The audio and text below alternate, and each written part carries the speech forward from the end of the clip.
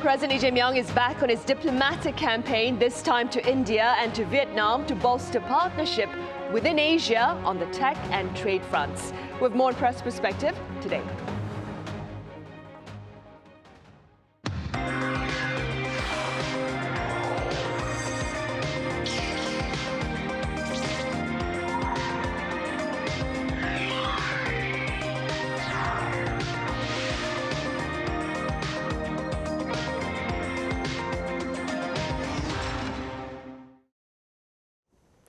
Hope your work week is off to a good start. You're watching Press Perspective for this Monday, April 20th. And today we turn the spotlight to New Delhi, where President Lee Jae Myung and his Indian counterpart Narendra Modi engaged in talks, signed MOUs and held a joint press briefing. For more on this, I have Celio Fioretti with French daily Croix here in the studio. Celio, welcome back. Glad to be here.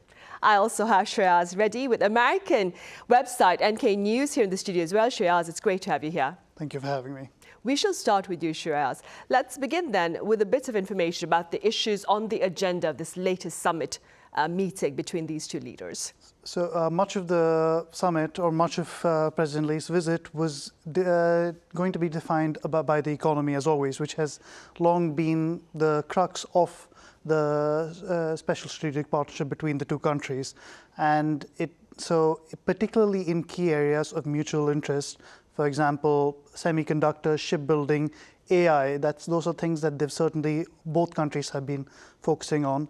So that was always going to be an important part of it. But other parts certainly involved dealing with the fallout of the broader geopolitical situation, particularly supply chains that have been disrupted by the Strait of Hormuz blockade.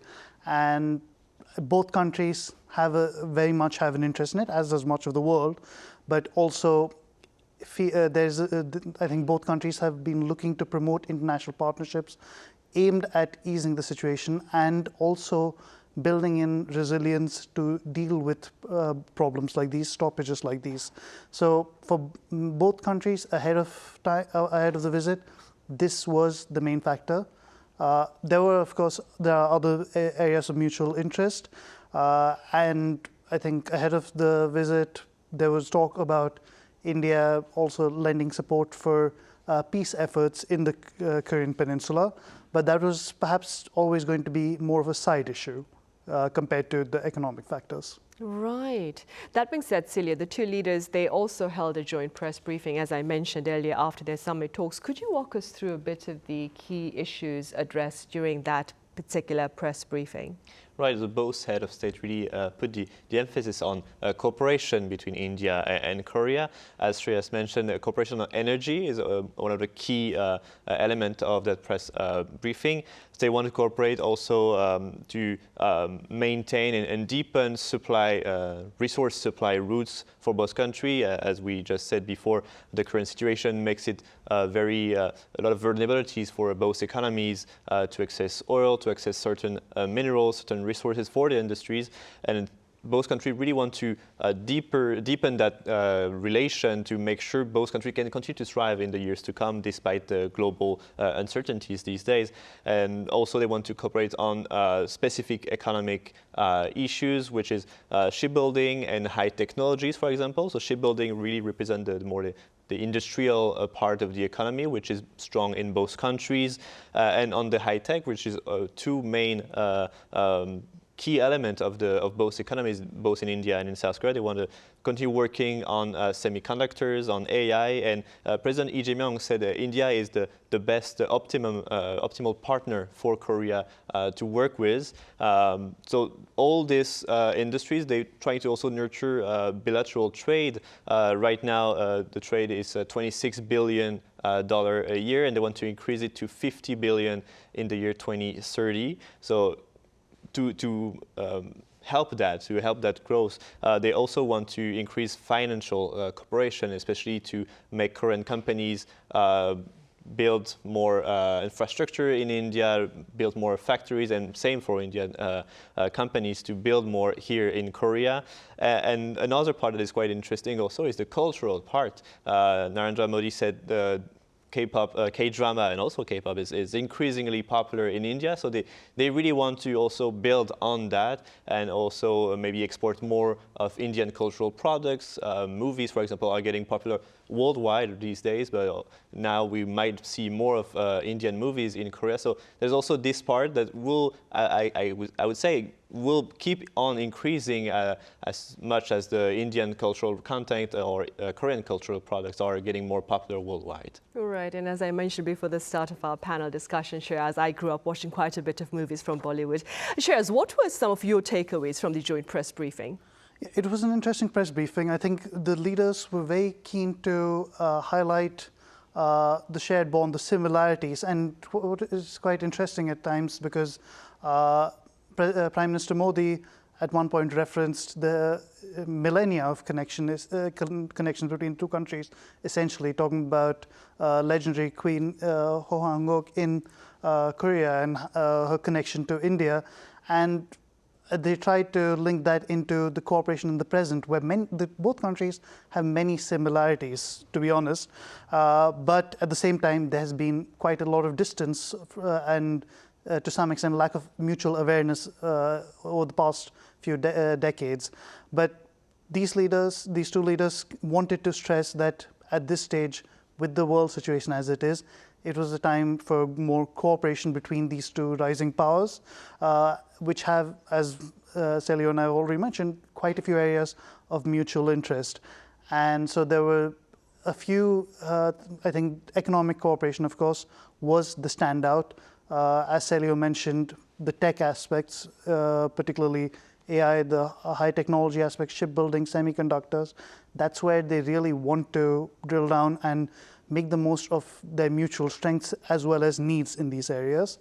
But in terms of the bigger picture, both leaders talked about upgrading the comprehensive economic partnership agreement between the two countries, which came into effect in 2010, but for many reasons it has largely been stalled in terms of the efforts to upgrade it since then.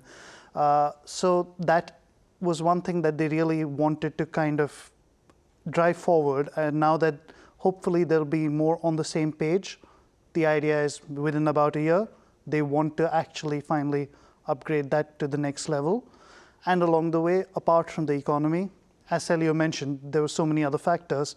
The cultural exchanges, I think speaking as an Indian in South Korea, I can say that over the last few years, the Korean wave has really made a big impact in India.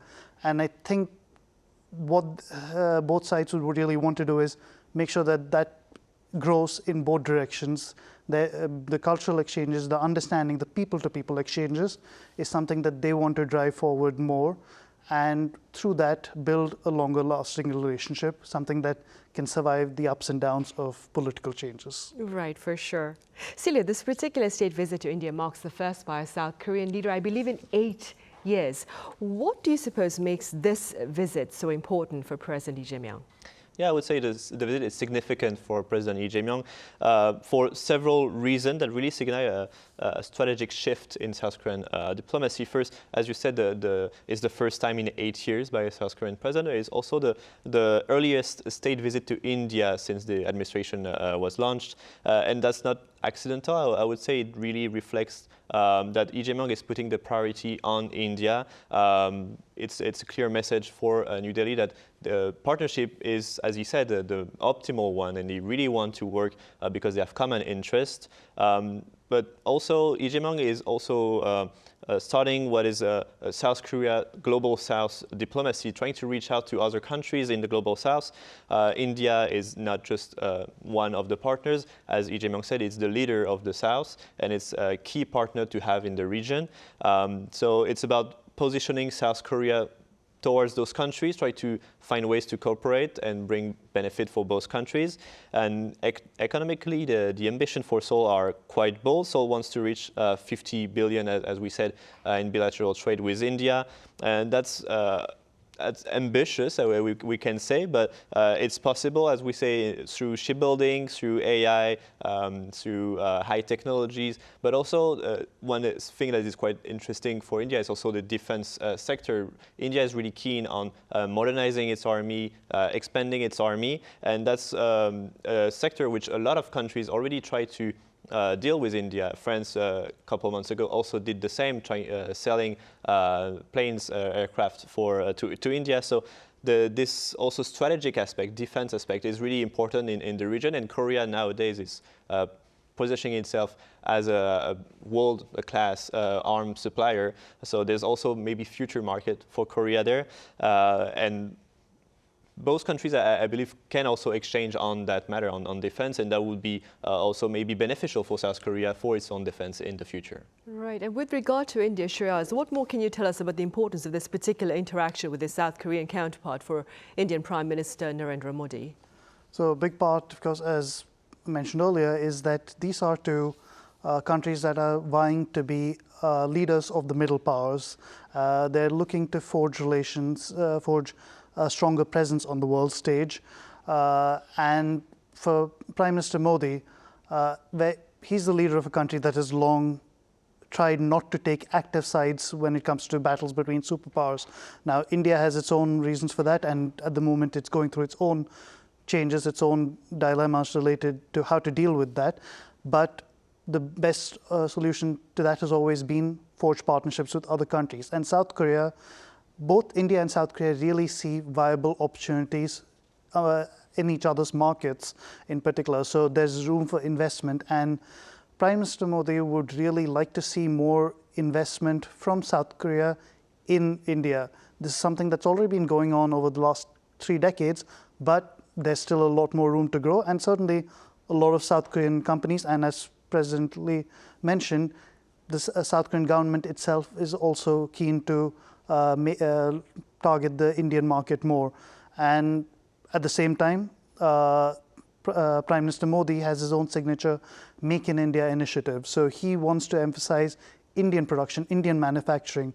So the idea will be get more Korean companies to actually have a base in India, but also to produce in India and potentially export products to a South Korean market. And obviously that applies to many different sectors. But in particular, he is definitely looking for the high-tech sectors where South Korea already has a great deal of expertise, where there's room for synergy. We mentioned shipbuilding, we mentioned semiconductors. This is something where both countries have already been working towards, also AI. So that's something that they will keep focusing on, it's bringing them together. Other than that, of course, mentioned the Strait of Hormuz situation earlier. So both countries are very focused on building supply chain resilience at this time. And that is something that they stress even during the press conference. So they want to really cement that and make sure that these sorts of partnerships can help them get around. Other than that, as Celio mentioned, there's also room for defense cooperation. India, of course, is a big market, but also, as mentioned, the Make in India scheme, essentially, Prime Minister Modi wants to be able to develop more advanced technology within India. In both countries are already leading defense manufacturers, but they have their own different strengths. So they'd want to have have more cooperative partnerships as well, more cooperative projects with the view to eventually be able to boost exports both ways, but also produce technologies and systems that India can potentially export to the outside world. Right. Celio, speaking as a French correspondent looking in at the situation, what more can you tell us about the common, perhaps, concerns or challenges faced by Seoul and New Delhi, especially keeping in mind the current geopolitical environment? Well, if you look at the current geopolitical landscape, Seoul and New Delhi are facing quite similar challenges and difficulties, and quite also interconnected ones.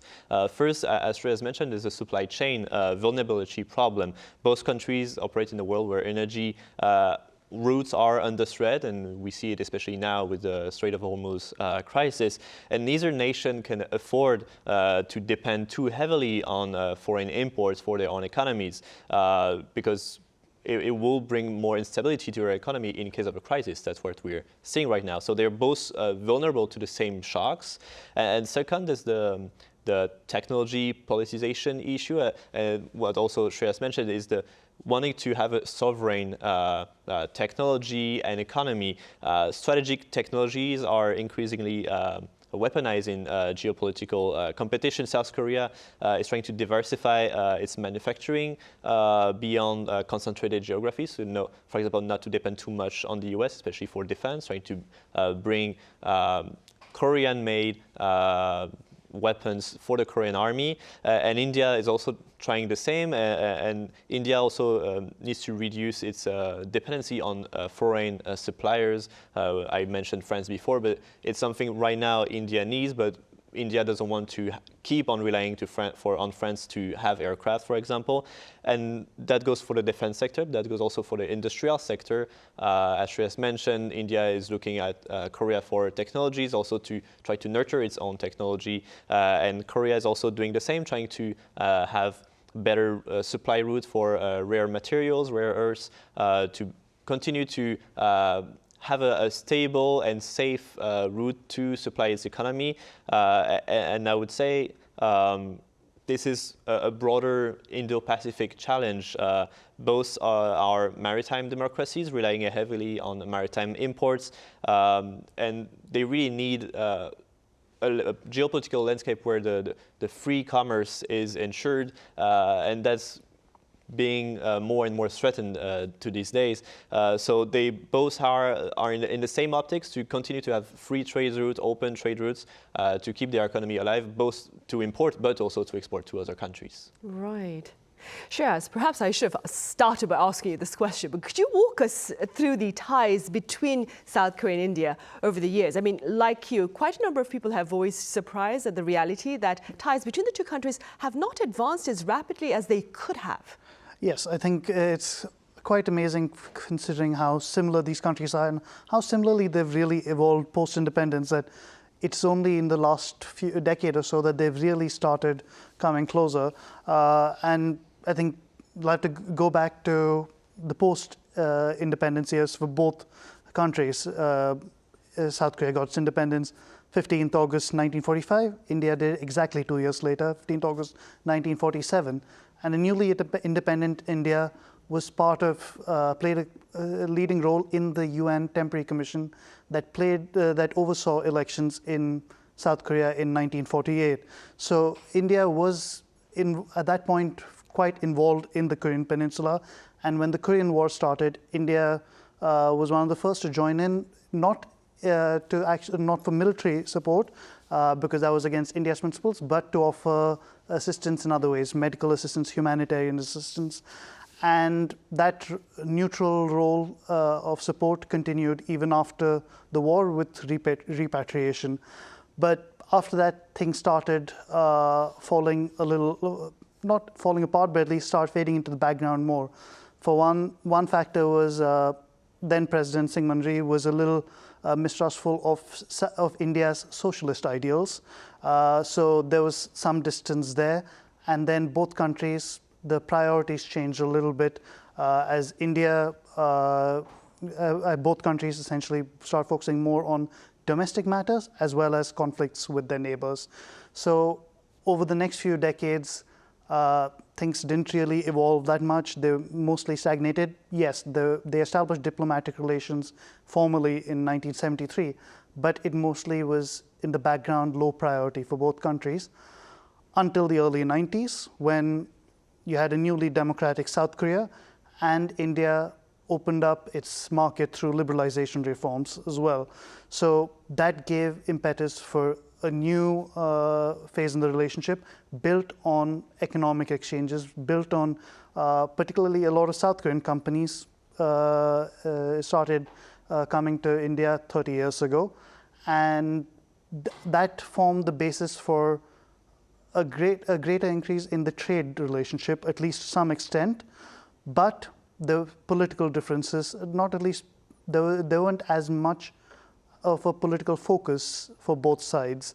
And so that has largely remained the case. There have been maybe some ups and downs here or there, As mentioned, 2010, CEPA allowed for the next phase, and then in 2015, they signed their special strategic partnership. But we've seen relatively low prioritization and, to be honest, relatively low mutual awareness from both countries. Now, as the leaders were keen to emphasize today, culturally, perhaps there's now a breakthrough. The Korean wave in India and Bollywood movies coming to Korea. So perhaps between that and more people-to-people exchanges and the focus on shared economic interests, this summit should hopefully at least present more reasons for a lasting relationship. Right, of course. Meanwhile, Celio, this next question perhaps is related to something that Shreyas actually mentioned earlier about how India refrains from aligning itself with one just particular country and instead shares a relationship with many, many partners. A French broadcaster, France 24, it recently did a story that highlighted Indian Prime Minister Narendra Modi's strategic diplomacy between the US and Russia. What are your takeaways? I would say the biggest takeaway is the multi-alignment policy of India. Essentially, India, as Shreyas said, is refusing to pick side between the US and Russia, for example, and trying to find a way in between in that competition. And in practice, how it looks like is that Modi maintains warm personal relationship with leaders everywhere. He's close to Russia. India never condemned the war in Ukraine, but simultaneously aligns with the West and positioned itself as a leader of the global South, of a big democracy in Asia. And this delicate balancing act is what made India more valuable, actually, to the eyes of the other countries. Now, it can be a bit more complicated. The pressure is indeed mounting for India. The European Union is actively trying to strengthen ties with India, but it's good for India, and India welcomes it. But for Brussels to get closer to New Delhi, they essentially have to overlook India's relationship with Russia, which is still something difficult in the partnership between the EU and India. And also now there's a Trump factor, is influencing everything, and the US is pushing back harder. Trump is essentially saying if you want to keep selling stuff to America, you need to stop buying Russian oil, for example. And this creates really a big friction for Modi to try to find still this way to balance both countries. So India has positioned itself as indispensable for other countries. They all want to trade with it and try to be friends with it. But now this balancing act comes with more and more friction, and India maybe in the coming years will have to somehow position itself more clearly for other countries and pick a side, but that's going to be costly politically and costly also economically. Hopefully it doesn't come to that, though, right? Hopefully, Shreyas. All right, I'm afraid that's all the time we have for this particular discussion. Celio, as always, thank you so much for your time and your thoughts. Shreyas, thank you very much for your insights. Thank you very much. Right now, President Lee Jae Myung is also poised to meet with his Vietnamese counterpart To Lam in Hanoi this week. We'll be covering that event on Press Perspective as well. So thank you for now. Join us then. See you tomorrow.